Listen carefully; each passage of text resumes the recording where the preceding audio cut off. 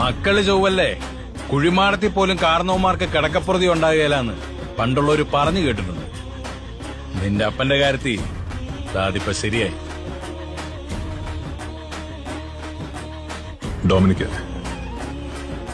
ഞാൻ ഒന്നുകൂടെ ചോദിക്കുക, ബെഞ്ചമിൻ സാറിന് സുഖമാണോടാ? തന്തയ്ക്ക് പറയുന്നതാ നായേ.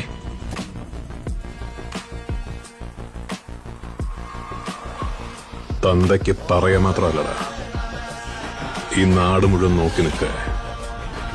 നിന്റെ തന്തെ പട്ടിയെ തല്ലുന്ന പോലെ തല്ലിയിട്ടുണ്ട് ഞാൻ. അതിലുള്ള നിന്റെ കടി ഇതുകൊണ്ടങ്ങ് തീരുവോ?